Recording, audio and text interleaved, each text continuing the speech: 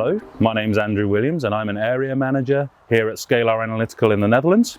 Today sees part 3 of an ongoing series of videos in which I answer the 5 most frequently asked questions that we receive via our website. And today we will be focusing on our PRIMACS series of carbon and nitrogen analyzers. So in order for me to best answer the questions we've gathered up, I've moved to the production and testing facility here at Skalar for the PRIMACS units, and I'm now standing with our PRIMACS SNC 100 unit. So question number 1, what is the real amount of sample I can analyze? So yeah, we do specify that a sample weight of up to 3 grams can be analyzed. That doesn't mean we actually have to analyze 3 grams of every sample, but what it does allow customers to do is use higher nominal weights. Because we are talking about a macro analysis, not a micro analysis. And what this means is that your results will actually be much more representative of the sample itself. It also reduces the pressure on the quality of the sample homogeneity, so there's no need for really advanced sample prep techniques. Just the usual drying and milling is absolutely sufficient. Moving to question 2, what is the sample preparation for our direct IC measurement? So that's inorganic carbon. Do I still need to do any offline acidification?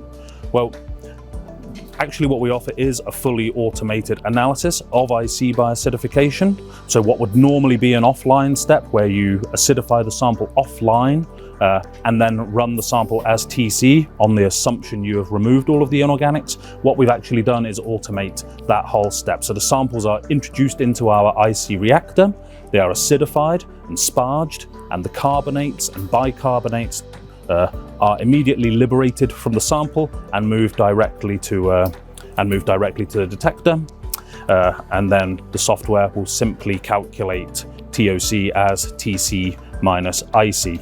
So you have a huge time gain by not having that additional offline drying and acidification step. Instead, you have an IC measurement in 5 minutes. Moving to question number 3.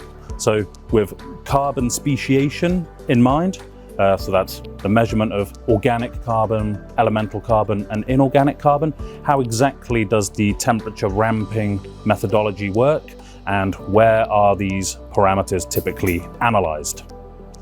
So in waste management, it is necessary to differentiate between the types of carbon within a sample, whether that's a soil sample or a soil type sample, a sediment or a sludge.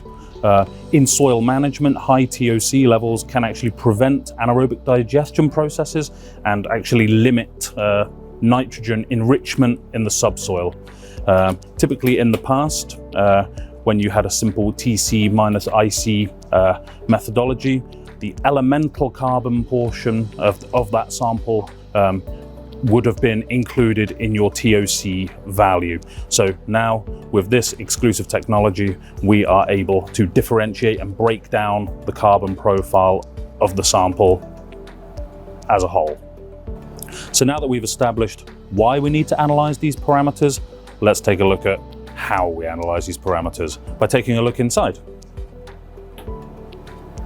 So as the samples are transferred from the auto sampler on the right, they are injected vertically into our combustion oven. This oven is temperature profiled, which means that at a certain height, there will be a certain temperature. So by positioning the samples at those certain heights, we are able to temperature differentiate the carbon species. So moving from low to high, you will have your organic peak, your elemental peak, and then your inorganic peak at the higher, hotter part of the oven. Also, it is worth adding that thanks to that exclusive and patented technology, no heating or cooling of the oven is required, which means that we can achieve a full carbon profile analysis in around 20 minutes. So that brings us nicely to question 4, which was, what are the cleaning steps to remove ash and residue from previous samples from the combustion oven?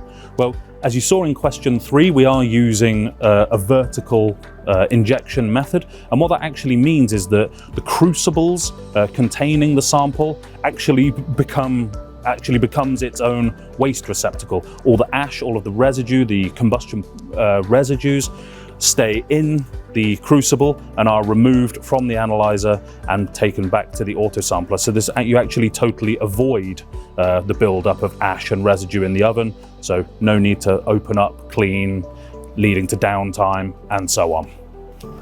So that brings us nicely to question 5, which was, without using tin foils or flash combustion or any other post-combustion steps, how do we ensure a complete combustion of the sample? Well, basically, the gases produced during combustion, so we've injected vertically our sample, the sample is now combusting in the oven, and those gases generated are actually recirculated multiple times through the combustion oven. So we know that the sample gases have a maximum contact time with the oxygen to really achieve that complete combustion. Also, by not using tin foils and things like this in your sample prep, you actually save hours of tedious sample preparation time. You actually remove an additional ongoing cost of ownership. And by having these reusable crucibles and not requiring tin foils, what that does also allow is us to analyze more liquidy or pasty samples, which is absolutely a requirement, for example, in the food laboratories that we serve. So all that's left for me to do is to thank you for watching and for your attention. I hope you found that informative. If you require any more information about our PRIMACS series of carbon and nitrogen analyzers, please visit www.skalar.com. Thank you very much.